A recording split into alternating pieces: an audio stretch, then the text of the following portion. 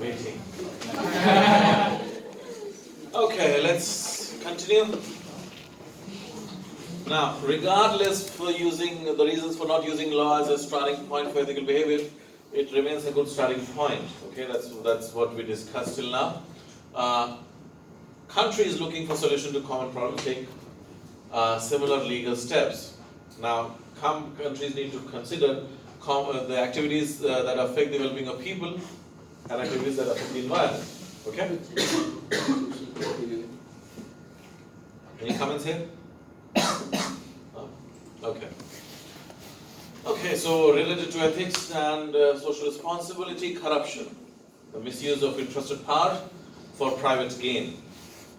Okay? And bribes are payments or promises to pay cash or anything of value. We all know what is corruption and bribery. No need to discuss that. It occurs to obtain government contracts or to get public officials to do what they should be doing anyway, like speeding up things. Okay. What's the state of corruption in the world? That's just some idea. Now, towards 100, it's low tendency towards bribery, and 0, high tendency towards bribery. Okay? Where are we? Okay, nice. Here. Okay. Taiwan. Sorry? 61. Yeah, 61. Yes. Yes, still in the right. Now, for me, it's like no bribery at all, no corruption there. Because I come from a different system, right? So, still it's corrupt. Bribery is there. Not for small things, but for big things. Okay, this side you see Hong Kong, Singapore, and some European countries are there. US is a bit behind here. Spain is very similar to Taiwan. Okay. On this side we have North Korea. Always on top. Chart buster, you know. Always on top. These kind of things. And again you have Venezuela. Libya is not there anymore. Nigeria, Russia. Yeah, Russia, I mean, this is capitalist conspiracy. All left-leaning countries are here. I'm just joking. Greece, China, it's very similar condition. Italy, you see, Italy is fine, nice country. South Korea is somewhere in the middle, so you can just see just few countries. If you want to get more details, you'll have to check for all countries this index. But this gives you the basic idea, right? Where do you think Indonesia would be? In the left there. Around India, right? Around India. And any other? Maybe it's changed, Professor, because the This updates information, the number ones, the low Denmark and New Zealand. It's I mean they have not given like up to 100, right? 88 for Denmark. Yeah, so obviously this is old data. Yeah. Slight, but you get the idea. Yeah. Yeah. Canada, I mean, I thought Canada should be higher, but it's not. So you get the general idea, right? I mean, what's going on around the world in terms of corruption and bribery. Now, there are many kinds of accords, international agreements in place. Like you have the Anti-Bribery Convention, it's there. You have ICC Code of Rules, you have UN Convention Against Corruptions. Regional initiative include EU efforts or US FCPA. Okay?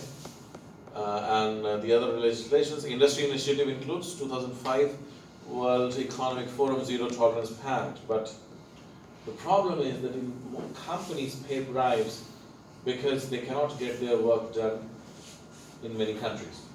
Okay? Without bribes, it's difficult. You need to do it to speed up or to get contracts or get favors, so companies do it. Okay.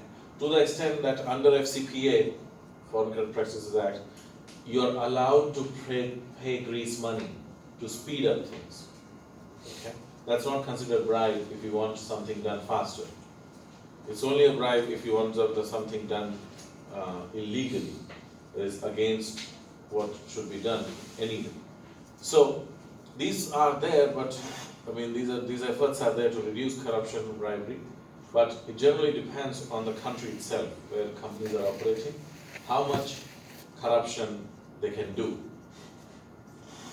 whatever works for them. So if the country is corrupt, they involve in much more corruption. If countries limit the corruption, then companies are not able to do more. But still, corporate crimes are not punished in most countries. You generally just get off by paying fines. And paying a few $1 million is very easy for most companies, big companies. So they just pay and just get out of the problem. Nobody goes to the jail for these things. That's not something that's good, but that's not going to change. Now, companies compromise the environment, and we also do, but companies do it on a much, much bigger scale. Contamination of air, soil, and water during manufacturing, that's very common.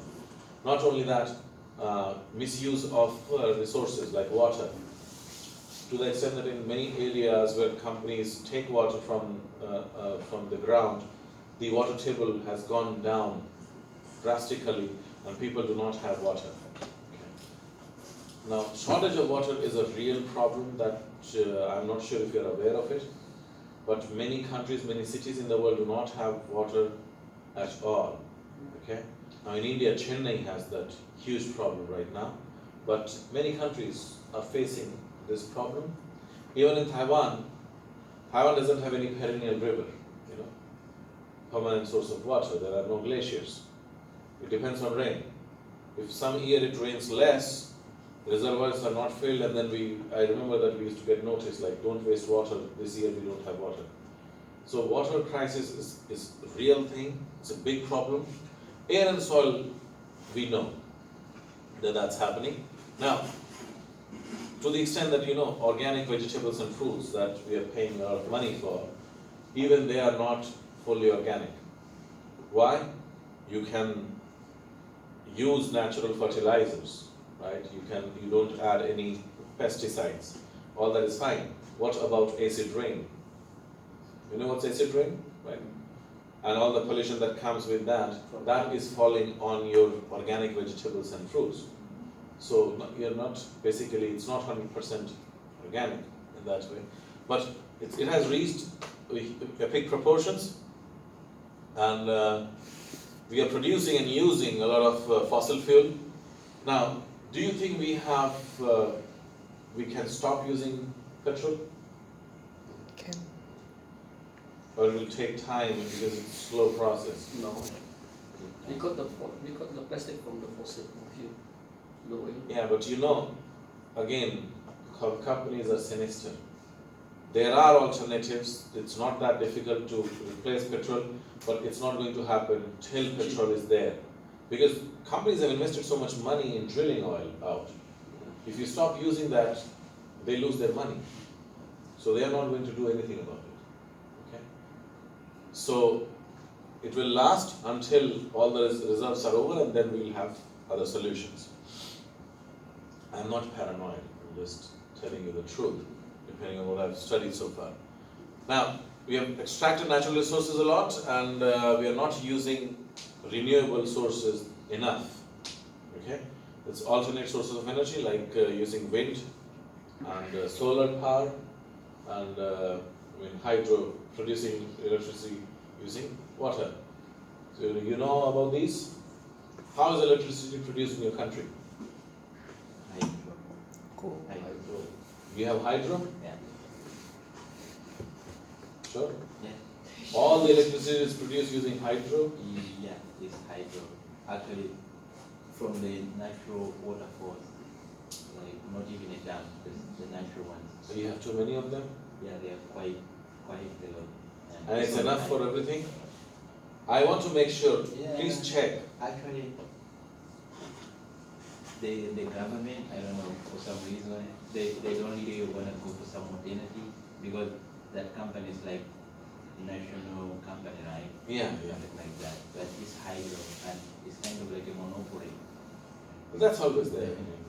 That's in more traditional economies. These companies have monopoly. Now, what about Indonesia? How are you producing electricity? Many source, hydro, coal. What is the major? Coal. Right. Other? What about your country? We also have hydroelectrical plants, then we mine coal, and there are also Nuclear power plants. Okay. India, it's mainly coal. Any other country? Any idea how you're producing? Mostly, we produce using coal. Most countries. Okay. And by coal, when you burn coal to heat water. Okay. And then the water vapor turns the turbines, and then we produce electricity. That's the worst method to produce electricity because it produces a lot of pollution. Okay, but that's because we have it, so we use it. And others are not enough. Hydro is not possible in many situations unless you have dams, and that also is not enough. Solar is not being utilized enough in most countries. Wind is not possible. Taiwan produces some electricity using wind, but that's, I think, just for show. You see some windmills around Hsinchu, 10 or 12, that's it. That cannot produce much. Nuclear. And nuclear is one of the main ways of producing. Now, nuclear is the cleanest and the cheapest way to produce electricity. Okay? Cleanest because you don't do any pollution, apart from nuclear pollution if that happens. And cheapest because you can produce a lot of electricity at very, very cheap prices. Now, still, there is a wave of anti-nuclear sentiment around the world. Now, why do you think that's happening? Potential damage.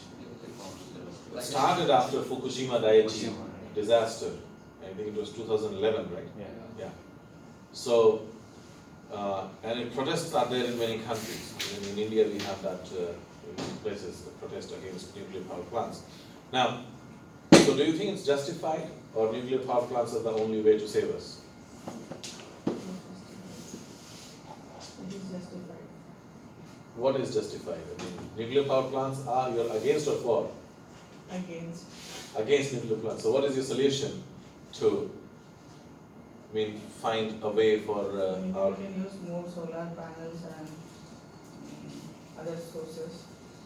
Okay. Now, I believe that solar energy is one way to go, okay? But it's something that's very difficult to do because we don't have enough. It's not possible for all places. You need at least, out of 365 days, you need 250 days of sunlight to produce enough electricity. That's not possible. Like in Taiwan, it's very difficult to do.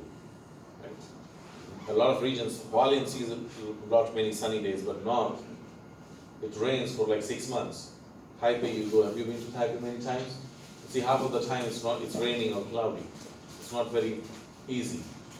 That's one problem. Now, nuclear power plants, if they are safely made, they are very good in terms of cost. And they are very clean. But the problem is that if some disaster happens, it's very dangerous. Okay. Have you heard of Chernobyl? Chernobyl, 1966, 86. Yeah, I don't remember the exact year, but yeah, 80s. Chernobyl incident. That has left that place useless for thousands of years. Even Fukushima Daiichi, when I was here in Taiwan when that happened, and many of my friends, they wanted to leave. Okay, all that is going to come our side, so let's leave. But that did not happen. I don't know if it happened or not. But the idea is that if a disaster happens, it's very bad. Otherwise, it's a very good source of energy. And we could have developed better reactors, or the problem is that companies are not willing to spend money. If enough safeguards are there, it should not be a problem. In case of Fukushima Daiichi, if you remember, there were lapses. It was not made keeping in mind tsunamis. And if Japan doesn't think of tsunamis, then who is to blame? You know that earthquakes and tsunamis are very common in that side of the world, so in this side of the world, so you have to be prepared. But that did not happen. Anyway, that's the discussion. Now, sustainability is meeting the needs of your generation, keeping in mind that future generations also need resources. Is sustainability a good business practice? Sustainability is a good business practice, and it's a good business in itself. Today, if you're opening companies, I mean, if you're investing in sustainability, it's a future trend, so it's going to pick up, and you can earn a lot of money by selling products that make industries or houses sustainable. Now, government also tries a lot in the sense that if you go off the grid, meaning that if you produce your own electricity using solar panels, you get tax benefits. Okay, and you also get government, let's say, subsidy for buying the equipment. Like in Taiwan, I mean, if you buy electric scooter, you get discount. Okay, for Gogoro, the discount is huge in many. Like in where I live, Taoyuan County, it's biggest amount of discount. I mean, the scooter that is costing $870 with discount is only around 45.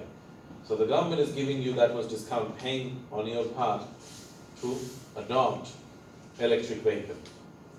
Even for Tesla, there are a lot of discounts that the government gives in terms of taxes if you buy Tesla.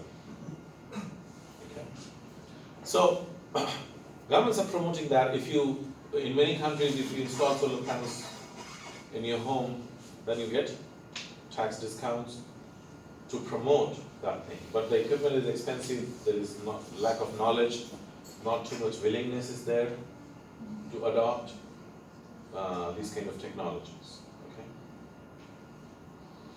Now I want to buy electric car, but I want to buy Tesla, but no money. Tesla is introducing a new model that's very cheap. Around Tosha. How much? Yeah, I know what's Tosha. Model 3 they're launching for around $1 million. That's cheap because otherwise their car is for $3 million. It's around 30 to 35,000 US dollars. Okay, that's a good price. I mean, my car is just slightly cheaper than that, so I can afford if they buy. But I already have a car and my wife is not willing to sell it, so to buy a Tesla. I want to spend a lot on sustainability, but it's not feasible, you know. Okay, now, global warming and Kyoto. It's not Kyoto, it's Kyoto Protocol. Now have you heard of this? Okay. We've heard quite often about Kyoto Protocol 1997, signed to require countries to cut greenhouse gas emissions to 5.2% below the 1990 level. It's too cold?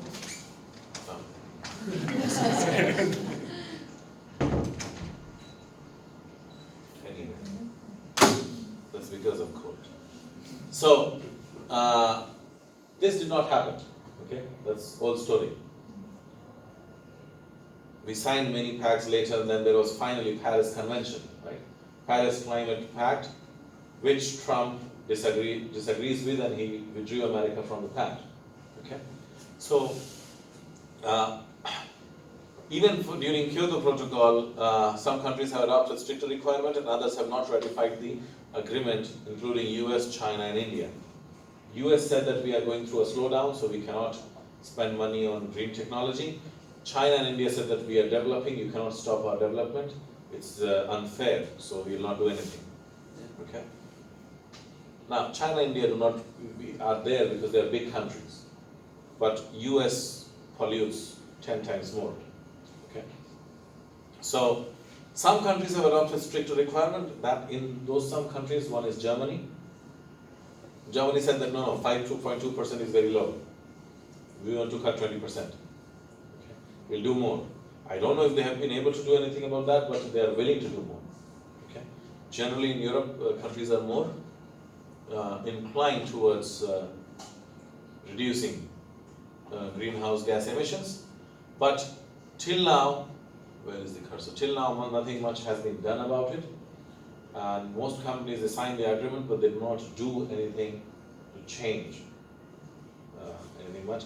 We do not have Taiwan's data for this thing because Taiwan is not part of UN, so it's not allowed to participate in most of the things.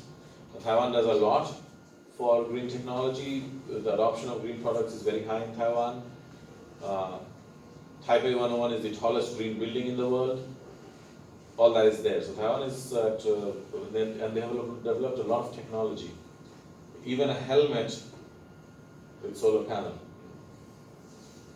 Developed a helmet many years ago with solar panel, and the helmet has like air conditioner, runs on solar electricity. But it's not required in Taiwan. It's not that hot. They sell in India. I can buy. In India, if you're riding a bike, it's 48 degrees outside, and when you stop at a signal, that you can feel skin is burning. Have anybody been in 48 degrees? No? Except Indians. We can cook omelette without On the helmet? And especially, I used to live in Delhi for many years, and Delhi is like in winters it can get to almost 3-4 degrees, and summers is 48. So there's a huge disparity, difference, and very cold and very hot. But it doesn't rain too much, so it's fine. Otherwise it will be very rainy as well, not very good. So I like Taiwan. Yeah, it's like last few years temperature has risen a lot, like reaches almost 38, 39, right? So people are like, oh, it's very hot, oh my god, Taiwan has become so hot, and I'm like, come to India. Okay. And like Middle East, it's very hot, but you don't have to worry about it. Everything is air conditioned everywhere. You're not outside in the sun, not in the desert. But in India, you have to work and you have to go out, and it's hot. And then inside the helmet, you have 1 liter of perspiration. It's horrible. Okay, what happened? Previous slide. How did I go? Okay. Now, ethical dilemmas in pharmaceutical industry. This is a special case related to pharmaceutical industries because it's one of the problems that we face, one of the biggest problems that we see. We have ethical dilemma. Now, companies develop drugs. They spend a lot of time and money. Okay, developing a drug is very, very costly. And why does it take time? You do years of testing. Then you do years of testing on animals. Then with a lot of testing and very high quality data, then you are allowed to do human testing. Then when human testing becomes very successful, only then can you launch a drug. Okay? Now, that being said, companies spend billions of dollars on developing a drug. And that's why they charge very high prices in the beginning for that drug. But the problem with these industries is that they cannot sell at the same high price in all countries. Because it's a drug. People need it. So if in the US you're selling that drug for $100 US, in India you have to change the price to $10. Otherwise, people cannot afford it. So, is it the same quality? yes, the same quality. But how do they do it? Now, what they do is that they give the license to produce to some other company. And then that other company produces it for them and sells it at a much cheaper price. So they earn more money in one country to compensate, or they earn less money in other countries. That's what the pharmaceutical industry does to survive. Now the problem is that a lot of times when a company gets the license, they reverse engineer the product. Okay? Or if they're only told to sell, they reverse engineer it and then make their own drug, the local version. Now, their drug is selling for $10. Now, let's say the companies, original companies. Now, the local company's drug is also selling parallelly in the market for $1. Now, which one will you buy? $1, right? So, what happens is that companies start losing money. Now, this company that has reverse engineered the drug now what it does is that, or if it has license, it starts selling the drug in the US for, let's say, $20. Now again, which one will you buy, the $100 one or the $20 one? So this is the ethical dilemma. If companies don't give license or do not allow other companies to make their drugs, people who have less money are not going to get the drug. If they allow it, these companies start selling the drug in a generic form in other countries, and then the original company loses money. Okay? That's one of the biggest problems that we have. And special mention is there. Why I did not include it. Okay. Don't think that I'm against my country. Also in Indonesia. We have this problem in India at a very large scale. Okay? Some companies survive by waiting for the patent to expire. Patent for a drug is, I think, for 12 years. After it expires, you can start manufacturing it. Still, the cost is not recovered. These companies start selling back in the original market, and that creates a huge problem for the original company. Now, others don't know, but for Indians, it's Ranbaxy does this. Okay. So,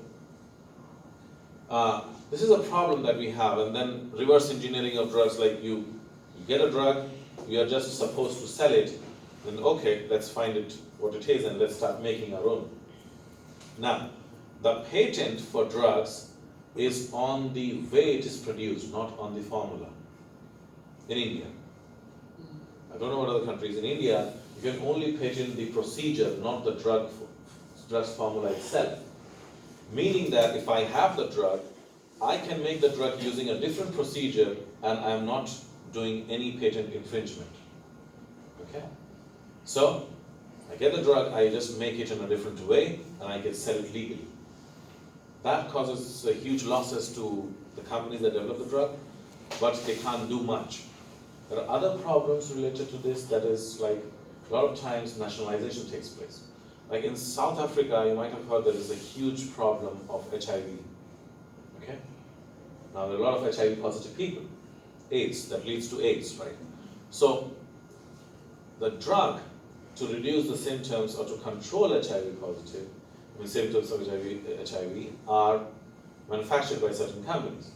Now this license was given to local companies to manufacture under license because at a cheaper price.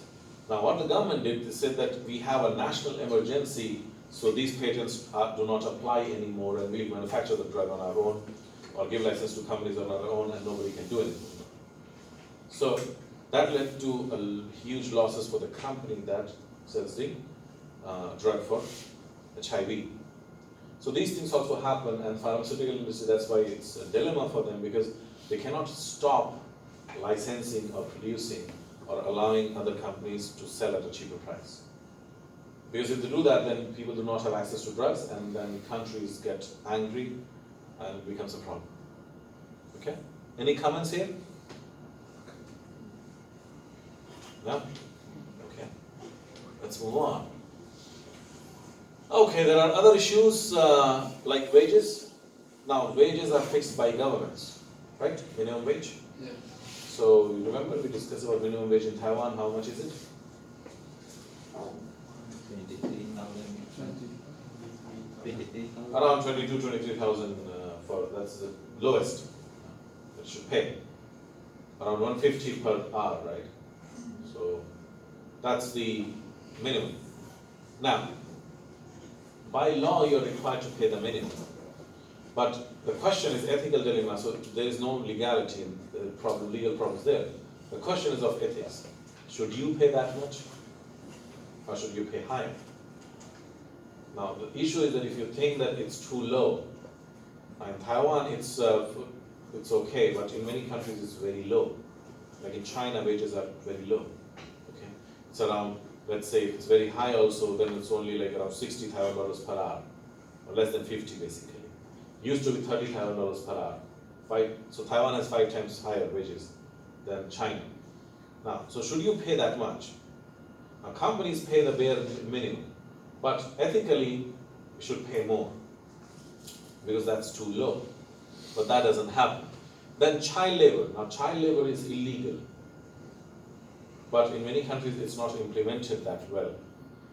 Now, in Taiwan, have you seen any child labor? Okay, in your country? Yes. Yes. Yes. You're from Europe, so. But yeah, our country, child labor is there. And then there is ethical problem is that if child labor is like not in a dangerous industry, people do not care too much. If it's in a hazardous industry, then they care more.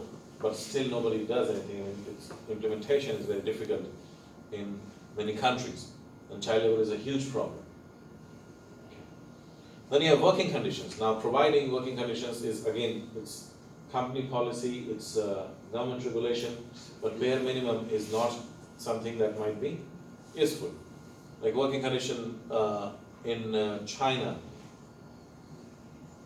not very nice. Okay. India, all of these countries here, like to signal out China. Okay. Working conditions are horrible. Now, I'll give you a few examples. Like in Bangladesh, they have a huge leather industry. Now, tanning leather, the procedure that they employ, most people who go into that at 14, 15 years of age, and after working for 5, 10 years, they get tuberculosis. You know what's tuberculosis? Yeah. Right? It's not a good thing. And a lot of them die because of lack of medical attention in that industry. So the working conditions are very poor.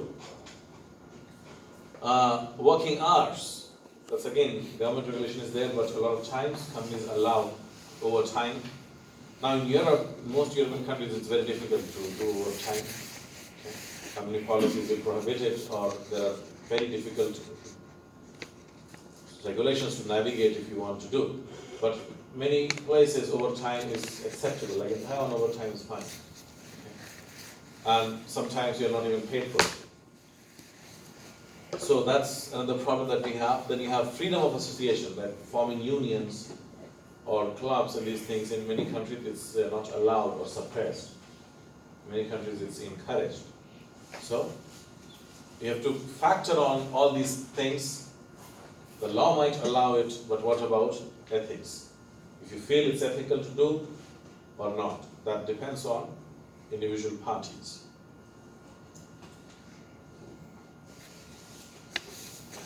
Okay. This is one. The pressure for ethical behavior with respect to workers you get from, just say this, it's media,